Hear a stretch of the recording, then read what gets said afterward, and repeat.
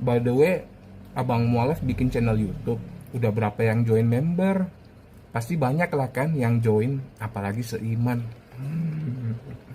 Ya nih kak, alhamdulillah udah puluhan yang join kak. Emang gitu kak, kalau seiman tuh harusnya saling support, saling bantu kak. Bukan karena seiman malah buat channel tandingan, buat dapat member baru, biar bisa dapat pulu-pulu. Saya kan bicara apa adanya Pak Heri. Kenapa Pak Heri harus marah-marah pada saya? Pak Heri harus bisa menerima kenyataan.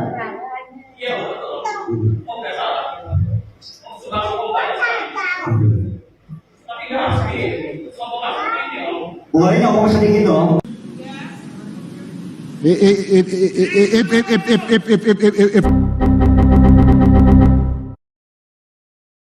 Ya udah minum sendiri aja kencing ontanya, saya oga. Nggak ada yang nyuruh minum nek. Cuma teman-temannya tuh nek yang kayaknya tertarik banget dengan kencing-kencing onta gitu. Mungkin otak mereka tuh masih terjebak di zaman dulu, zaman lalu. Lagian kalau zaman sekarang mah udah banyak obat-obatan yang modern dong pemikirannya. Kalau masih mau terjebak di zaman lalu, janganlah pakai kitab kami, pakai kitab sendiri aja. Lumayan. Roti bakar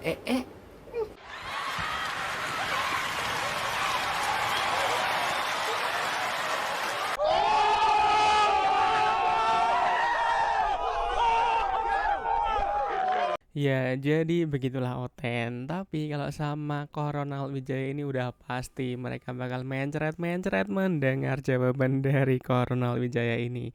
Karena mualaf yang cerdas, dia tahu mengapa dia meninggalkan agama lamanya tentunya. Dan ketika diserang dari berbagai sisi, mualaf yang cerdas ini pasti akan mampu menjawab dengan counter attack yang lebih nyelekit, lebih panas, lebih cadas, dan lebih cerdas tentunya. Oleh karena itu mari kita nonton video lainnya dari Koronel Wijaya tentunya. Masalahnya kalau debat offline nanti jadinya penistaan agama. Kalau penjarakan Islam biasanya kan gitu.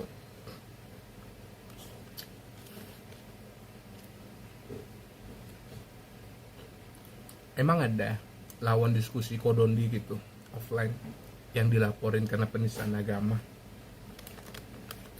Beda dong kak. Jangan cuma mau debat kusir atau menghina. Beda kelas. Kalau diskusi ya diskusi. Tapi kalau mau menghina ke negara lain dulu kak. Baru menghinanya dari sana. Salam pulu-pulu.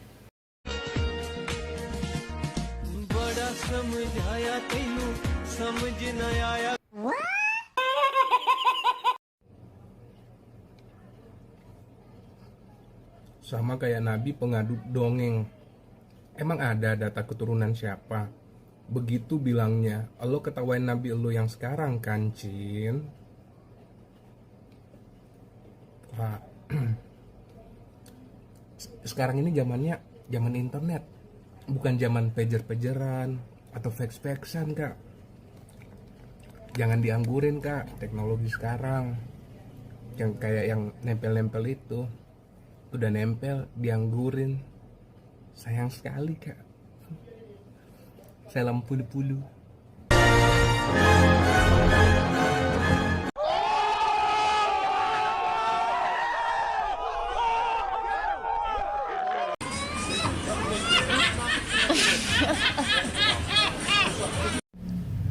Jarinya bergerak nunjuk-nunjuk untuk apa?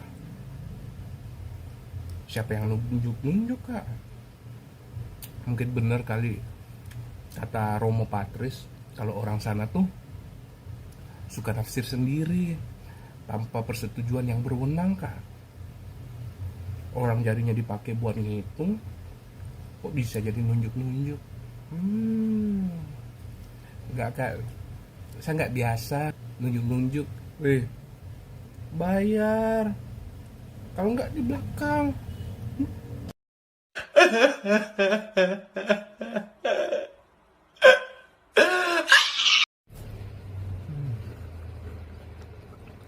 Panjang amat. Semenjak pindah mukanya jelek, bopengan.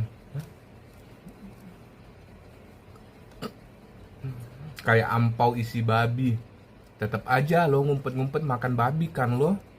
Gimana makin baik? Tiap hari mulut lo dipakai buat julitin orang.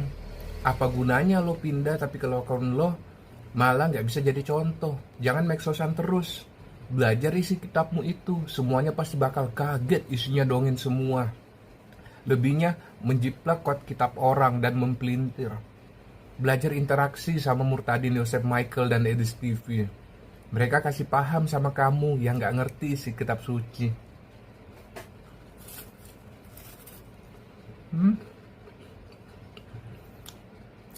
Ampun si babi kak. Seumur-umur gak pernah lihat saya. Tapi kalau amplop isi puluh-puluh, dulu sering tuh.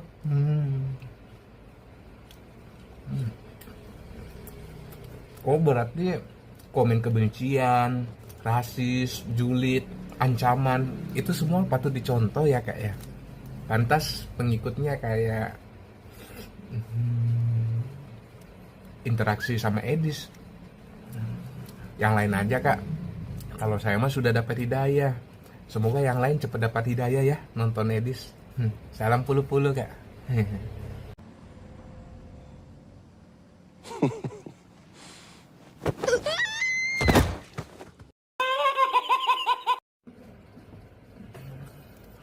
Tolong orang Islam mulai hari ini jangan minum obat-obat modern karena itu mengandung alkohol dan turunannya. Semua sangat jelas di Al-Quran. Jangan jadi munafik Islam. Kalau masalah obat kak, itu sudah ada aturannya. Selama tidak memabukkan dan emang dipergunakan untuk pengobatan, silakan aja. Jadi nggak bisa dibilang munafik kak. Kalau munafik itu yang mau makan babi nggak bisa, malah dijadiin babi hutan. Salam puluh-puluh kak.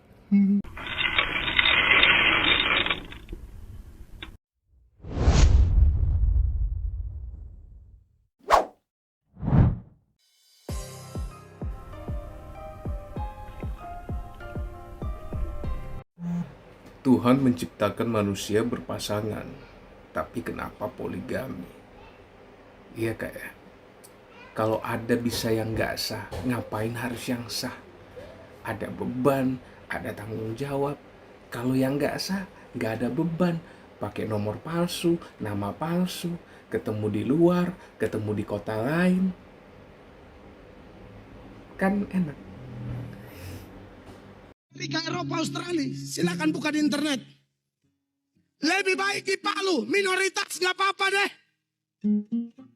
Saya tidak tahu kenapa. Tapi kalau Kristen mulai mayoritas, mulai aneh.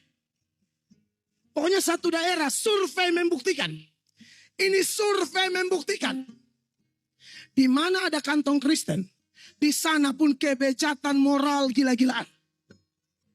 Di mana ada kantong Kristen, Anda survei. Cek di penjara, penghuni penjara lebih banyak agama apa?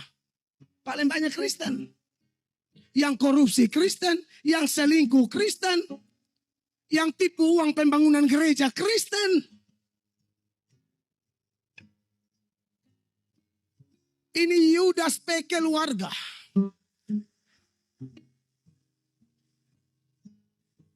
Ini keluarga Yudas Iskariot. Ya, jadi begitulah ya jawaban-jawaban dari Ko Ronald Wijaya. Tentunya sudah admin berikan beberapa data yang mendukung apa yang dikatakan oleh Ko Ronald Wijaya. Dan tentu saja data-data itu adalah kredibel ya. Bisa kalian cari di Google, bisa kalian cari di Bible, bisa kalian cari di info-info ya. Boleh kalian cari, sekarang kan smartphone banyak ya, tinggal Google, tinggal ketik, nanti ketemu hasilnya. Tentu saja kalau kata kuncinya tepat, karena Google itu kadang-kadang dia membela ya, karena tahu sendiri kan Amerika mayoritas apa. Makanya kalau kata kuncinya nggak tepat, nanti kamu akan diputar-putarkan oleh Google.